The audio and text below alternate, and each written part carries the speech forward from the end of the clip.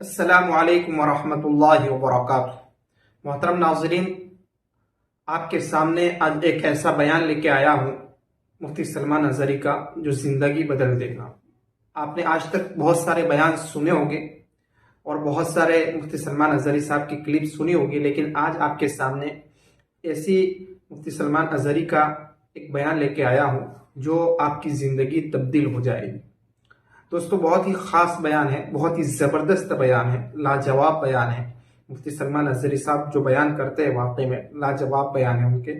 آئیے پہلے ان کی زبانی بات سنتے ہیں، بیان سنتے ہیں، وہ کیا کہنا چاہتے ہیں۔ اگر یہ بیان پسند آئے، ویڈیو کو زیادہ سے زیادہ مسلمانوں تک شیئر کریں، لائک کریں، اور اگر ہماری چینل پر نئے تو سبسکرائب ضرور کریں۔ چلتے ہیں مفتی سلمان اظہری صاحب کو سنتے ہیں، پھر تبصرہ کرتے ہیں۔ ناظرین جمعہ،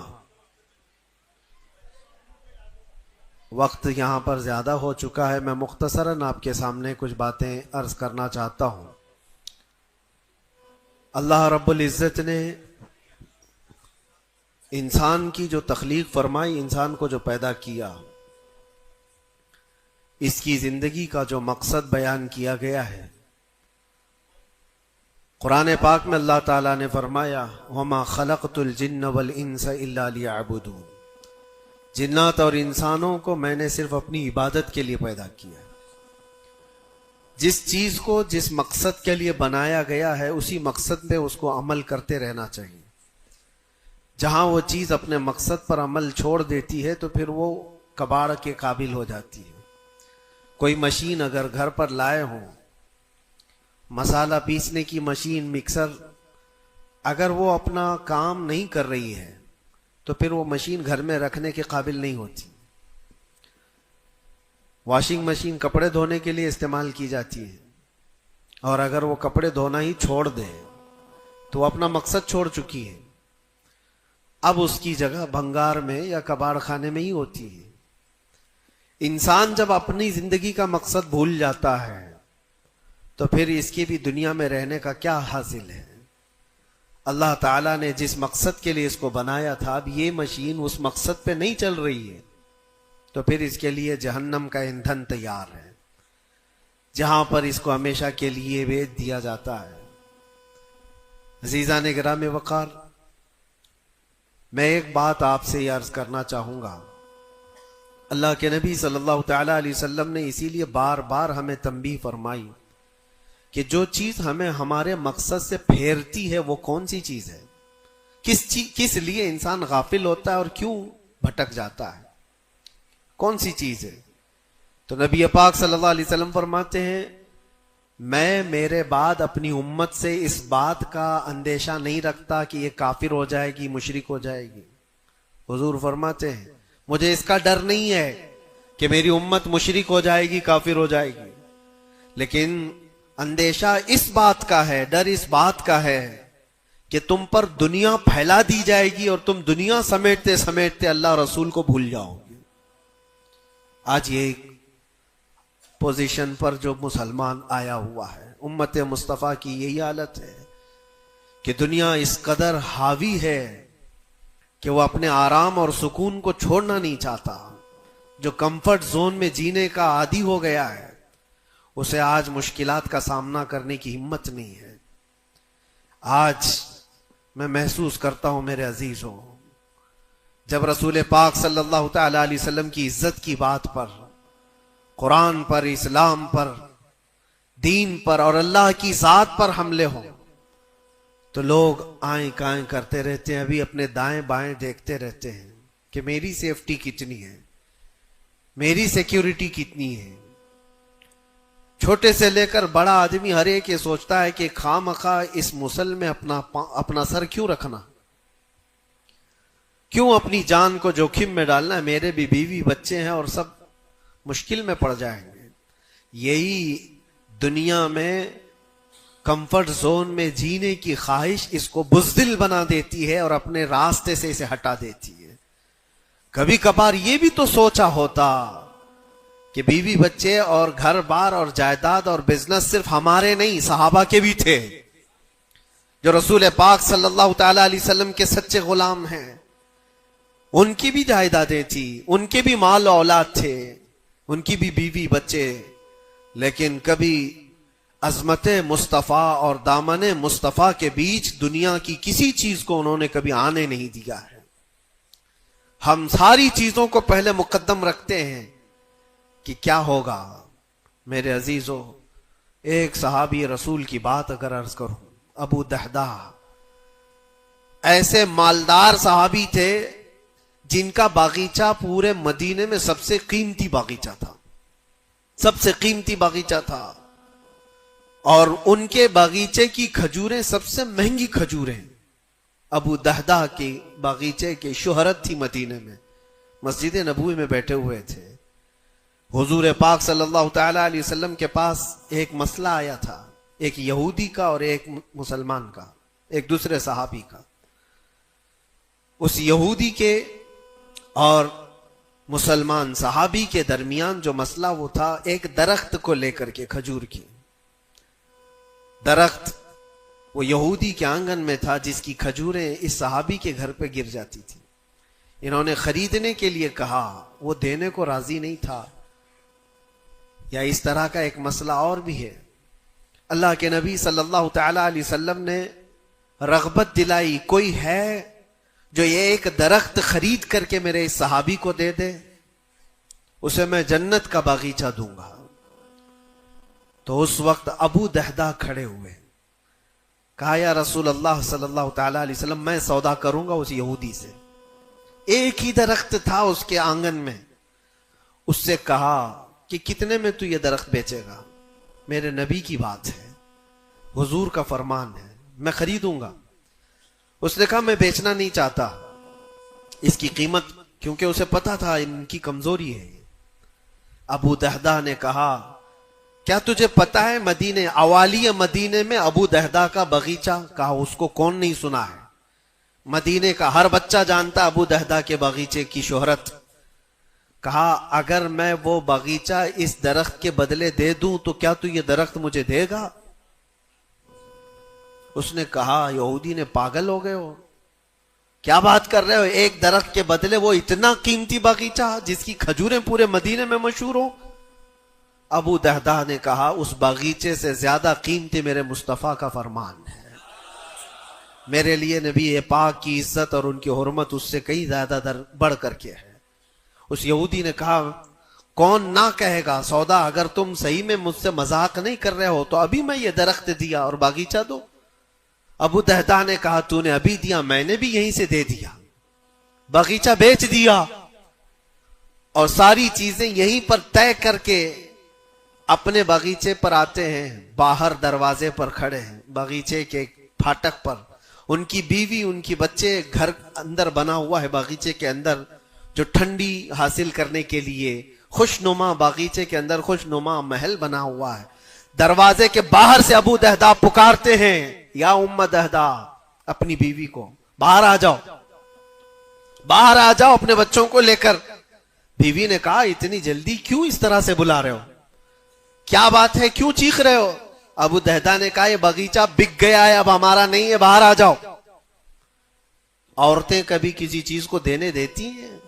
گھر کی کوئی چیز بک جائے عورت راضی ہو جائے، لیکن وہ عورت عام عورت نہیں، رسول اللہ کی صحابیہ تھی۔ کہا اچھا ابو دہدہ یہ باغیچہ بک گیا ہے، میرا تم پر یقین ہے کہ بہت اچھا سودا کیا ہوگا، کیونکہ مدینے میں اس جیسا باغیچہ تو نہیں ہے۔ ابو دہدہ نے کہا تو سچ سمجھتی ہے میں نے بہت اچھا سودا کیا ہے۔ باہر آئی، یہ اندر نہیں گئے، اپنے بچے اور اپنی عورت کو لے کر باہر نکلے۔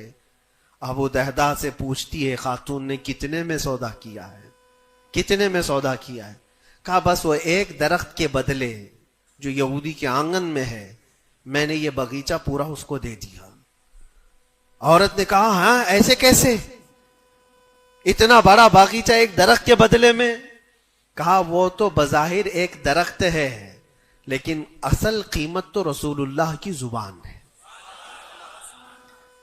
کہا اللہ کے نبی نے کیا فرمایا؟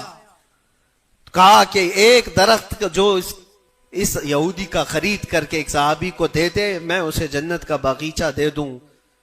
ابو دہدا نے جیسے یہ سنایا تو ام دہدا کہتی ہیں ابو دہدا تم نے کبھی میرا یقین نہیں توڑا، آج میں یہ کہتی ہوں یہ باغیچہ ہی کیا حضور سے پوچھتے ہم سب بھی بکنے کو تیار ہیں۔ اللہ کے نبی صلی اللہ تعالی علیہ وسلم کی ذات پر یہ یقین کامل تھا، انہیں دنیا بیچ میں کبھی روک نہ سکی۔ ہمارے تو چھوٹی دکانیں ہمیں روک دیتی ہیں، ہمارے تو چھوٹے دروازے ہمیں روک دیتے ہیں۔ عزیزان گرامی وقار، اپنے مقصد حیات سے آدمی جب بھٹکتا ہے تو کون سی چیزیں جو اسے اٹریکٹ کرتی ہیں دنیا میں؟ یہ مال دولت۔ مجھے وہ بات یاد آتی ہے، صدیق اکبر رضی اللہ تعالیٰ عنہ حضور پاک صلی اللہ علیہ وسلم کے ساتھ بیٹھے ہیں، حضور پاک صلی اللہ تعالیٰ علیہ وسلم کے ہاتھ میں ایک پیالہ ہے جس میں شہد ہے، آپ اس کو نوش فرمانا چاہتے ہیں، منہ کے قریب لے گئے، اچانک آپ نے واپس رکھ دیا اور کسی چیز کو دھکا دے کر کے ہٹانے لگے، جیسے کوئی مکھیوں کو بھگاتا ہے، جبکہ نبی پاک صلی اللہ علیہ وسلم کے جسم کے قریب کبھی کوئی مکھی نہیں آتی، لیکن اندیکھی چیز کو آپ ہٹا رہے تھے۔ پھر تھوڑی دیر کے بعد پیالے کو اٹھایا، پھر تھوڑی دیر منہ کے قریب جاتے ہی واپس رکھ دیا، پھر کسی چیز کو دھکا دے کر نکال رہے تھے، تیسری مرتبہ پیالہ اٹھایا تو صحابہ نے دیکھا آپ کی آنکھوں سے آنسو روا ہیں، حضور پاک صلی اللہ تعالی علیہ وسلم کیا اشک بہ رہے ہیں۔ تو صحابہ نے پوچھا یہ کیا معاملہ ہے؟ حضور اکرم صلی اللہ تعالی علیہ وسلم فرماتے پہلی بار جب میں نے شہد کا پیالہ اٹھایا تو دنیا میرے پاس سج سنور کر کے آئی، تیار ہو کر آئی اور کہا اے اللہ کے نبی میرا حسن و جمال آپ قبول کر لیں، ہر طرح کے حسینائیں آپ کے قدموں میں لا کر رکھ دوں گی، ہر طرح کا حسن آپ کے قدموں میں لا کر رکھ دوں گی۔ حضور فرماتے میں نے دھکا دے کر دور کیا کہ مجھے تیرے حسن و جمال کی ضرورت نہیں، دنیا چلی گئی۔ دوسری بار جب میں نے پیالہ اٹھایا تو دنیا پھر آئی میرے پاس اور پورے زر و جواہرات اور دولت کے انبار لے کر دنیا نے کہا اے اللہ کے نبی یہ قبول کر لیں، آپ کے قدموں میں سونے کے محلات اور جواہرات سجا دیے جائیں گے۔ حضور پاک صلی اللہ علیہ وسلم فرماتے میں نے اس کو بھی دھکا دے کر دور کیا، نہ تیرے حسن و جمال کی طرف میں رغبت کروں گا، نہ تیرے دولت و مال کی طرف، مجھے اس کی بھی حاجت نہیں۔ تیسری بار بہت امپورٹنٹ چیز میں عرض کر رہا ہوں، جو کہنا چاہتا ہوں توجہ سے سنیں۔ حضور پاک فرماتے تیسری بار دنیا میرے پاس آئی اور کہا اے اللہ کے نبی آپ نے میرے حسن و جمال کو بھی نہیں قبول کیا، دولت و مال کو بھی نہیں قبول کیا، مجھے دھکا دے کر دور کیا، لیکن ایک بات ہے آپ کے بعد آپ کی امت ایسا نہیں کر سکے گی، وہ دولت و مال اور حسن و جمال کی طرف بھاگے گی اور آپ کو چھوڑ دے گی۔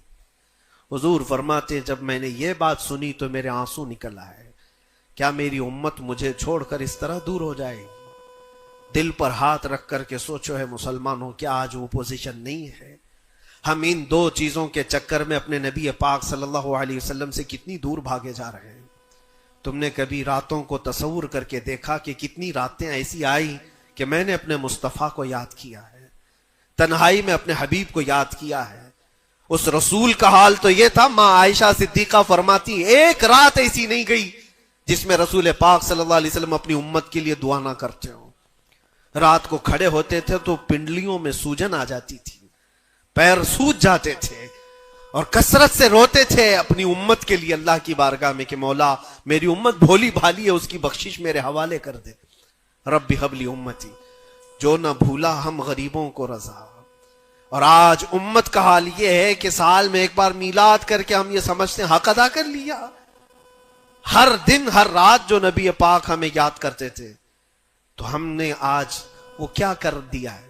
یہی دو چیزیں ہیں جو انسان کو اپنے مقصد حیات سے ہٹاتی ہیں، اپنے راستے سے ہٹاتی ہیں، دولت اور شباب، یہ حسن و جمال۔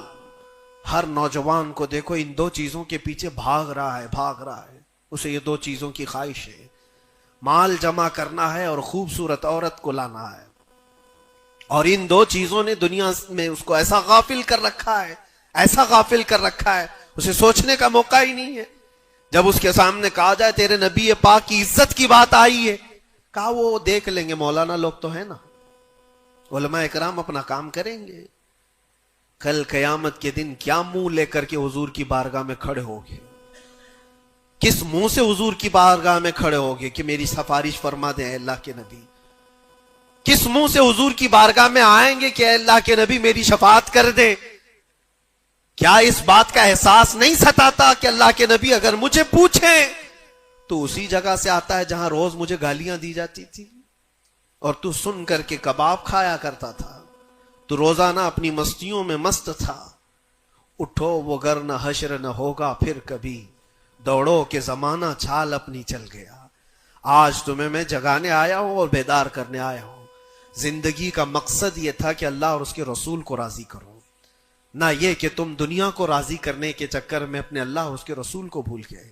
ان نوجوانوں سے میں کہتا ہوں جو رات بھر تم اپنے دوستوں کے لیے گزارتے ہو، تم اپنے ماں باپ کو چھوڑ کر کے چلے جاتے ہو اور ان دوستوں کے چکر میں اپنا مال بھی بہایا، وقت بھی گنوایا، لیکن حاصل کیا ہوا پتا ہے؟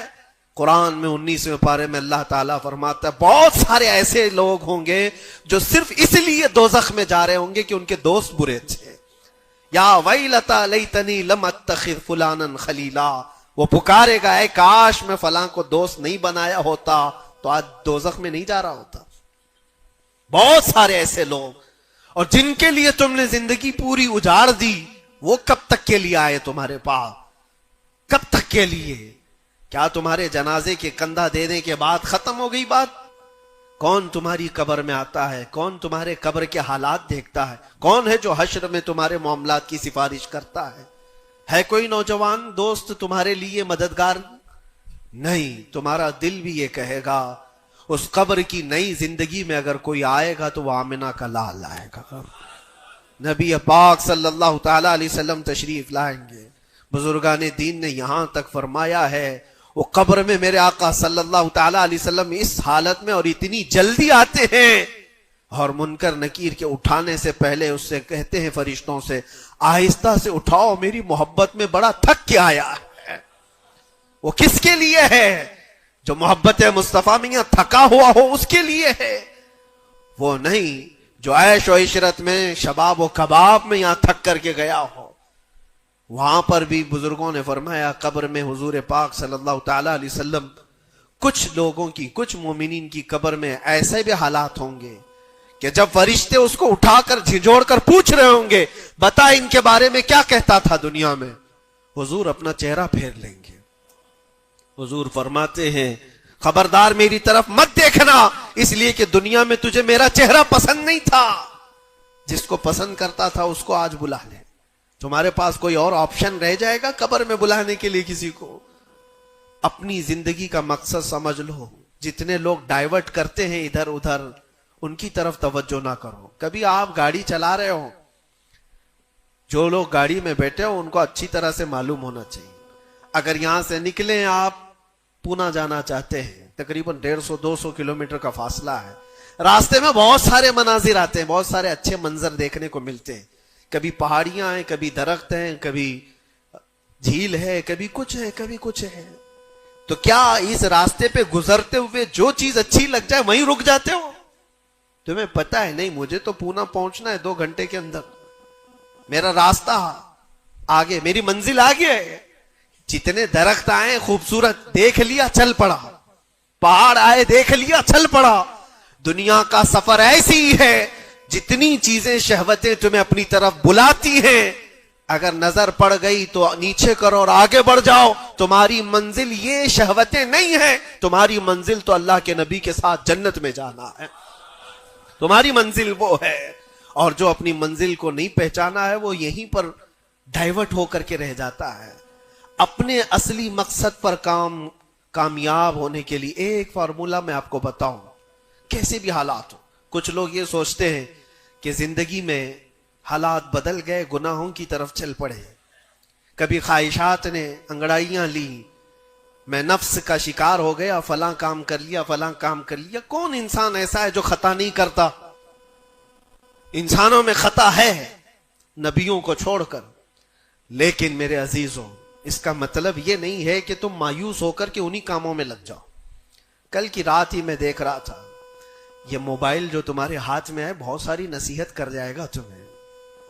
موبائل اپنے ہاتھوں میں لیے رہتے ہو. کوئی بھی آج شاید اس موبائل سے خالی نہیں ہے. آپ کو پتا ہے اس موبائل کا اصلی مقصد کیا ہے؟ کیوں بنایا گیا اس کو؟ فون، رابطہ کرنے کے لیے ایک دوسرے کے. یہی بیسک اس کا مقصد، جو بنیادی مقصد ہے وہ یہ ہے کہ آپ کسی سے رابطہ کرنا چاہیں گے، نمبر لگائیں گے، ادھر چلا جائے گا اور آپ بیٹھ کر بات کر لیں گے. یہی بیسک مقصد تو یہ ہے، یہ بنیادی مقصد ہے اس فون کا. میں یہی سوچ رہا تھا، یہ فون آج بھی اتنا عقل مند ہے، یہ اپنے بیسک مقصد کو جانتا ہے، لیکن دنیا میں ترقیات کے آتے آتے اس میں بہت ساری چیزیں ایڈ ہو گئی موبائل کے اندر. پھر دوستو، آپ نے سنا مفتی سلمان اظہری صاحب کو کیا بہترین باتیں بتا رہے تھے. اگر ہم ان باتوں پر عمل کریں تو ہماری زندگی تبدیل ہو جائے گی، زندگی بدل جائے گی. بہت ہی لاجواب، بہت ہی شاندار باتیں بتا رہے تھے. ہم سب کو چاہیے کہ ہم اللہ اور اللہ کے پیارے حبیب صلی اللہ علیہ وسلم نے جو طریقہ بتلایا ہے، جو راستہ بتلایا ہے، اس راستے پر ہم چلیں اور اللہ کے احکامات پر رہتے ہوئے ہم اپنی زندگی کو گزاریں.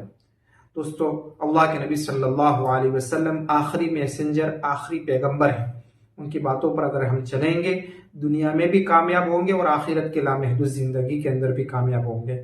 دوستو، اس ویڈیو کے تعلق سے آپ کی کیا رائے ہے؟ آپ کمنٹ باکس میں ضرور لکھیں. ویڈیو کو زیادہ سے زیادہ شیئر کریں، لائک کریں، سبسکرائب کریں. ملتے ہیں نیکسٹ ویڈیو میں، تب تک کے لیے السلام علیکم.